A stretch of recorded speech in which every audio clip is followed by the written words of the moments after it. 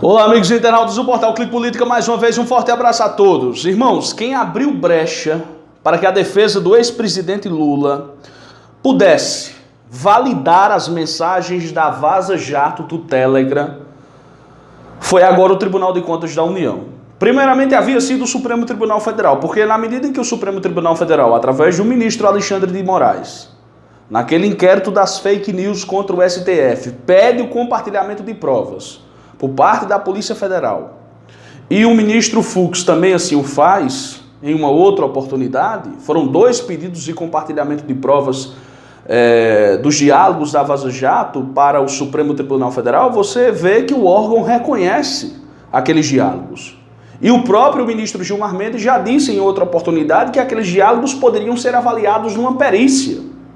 Esses diálogos são de fundamental importância para o embasamento do voto do ministro decano Celso de Mello, que vai julgar Sérgio Moro, o partidário parcial de Curitiba, no HC do ex-presidente Lula ainda no mês de novembro. Segundo informações, será pautado no dia 21, numa quinta-feira.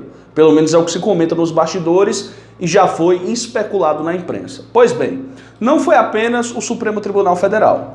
Na coluna Radar da Veja, e vocês sabem que a Veja não gosta de Lula, principalmente essa coluna Radar, eu sempre observo que ela dá uma puxadazinha para Sérgio Moro, dá uma puxadazinha para Bolsonaro, dá uma puxadazinha para o centro, e sempre quando tem a oportunidade critica o ex-comandante do Planalto. Pois bem, mas eles trouxeram a seguinte informação.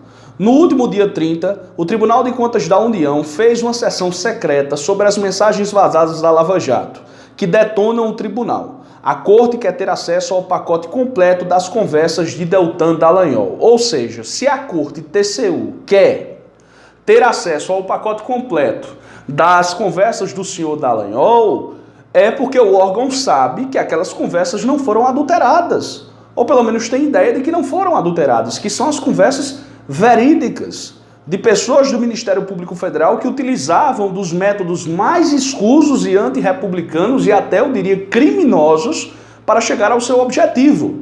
O que deve fazer o doutor Cristiano Zanin Martins, a meu juízo? Claro e evidente que eu não vou ensinar padre a rezar a missa, mas o doutor Cristiano Zanin poderia reforçar que, além do Supremo Tribunal Federal, o Tribunal de Contas da União também valida essas provas. E essas provas, esses diálogos também, ao que me parece, foram juntados à peça que está na Organização das Nações Unidas, que vai julgar o Brasil por perseguição política contra um ex-presidente da República.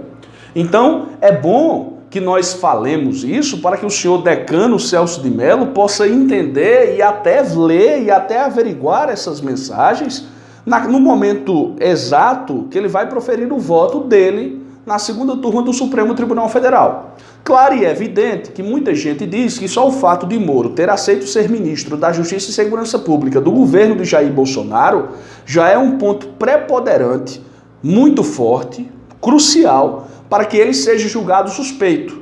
Muitos amigos de Celso de Mello, pessoas lá do Supremo Tribunal Federal, dizem que o ministro ficou incomodado do fato de um juiz largar 22 anos de magistratura para simplesmente assumir um cargo de ministro. Seria um desrespeito para com a magistratura e seria um desrespeito para com o seu passado. Ora, se ele retirou o principal candidato da disputa e depois se alia àquele que favoreceu-se pela retirada do favorito das eleições, no caso Lula, Jair Bolsonaro, é um simples motivo para que um juiz seja julgado suspeito.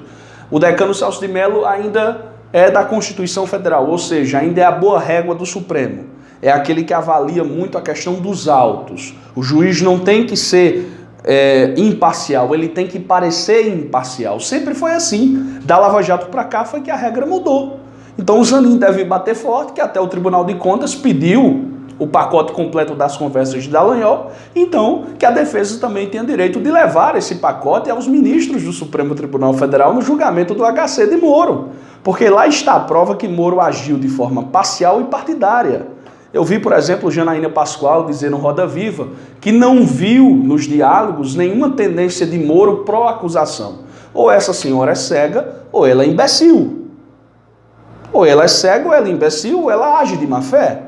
Está mais para agir de má fé. Porque você vê um juiz dizer o seguinte: A defesa já fez o showzinho dela, falta o Ministério Público fazer o seu. Vocês estão atacando o FHC, um apoio que não pode ser melindrado. Ora, a operação policial judicial, ela tem apoio político?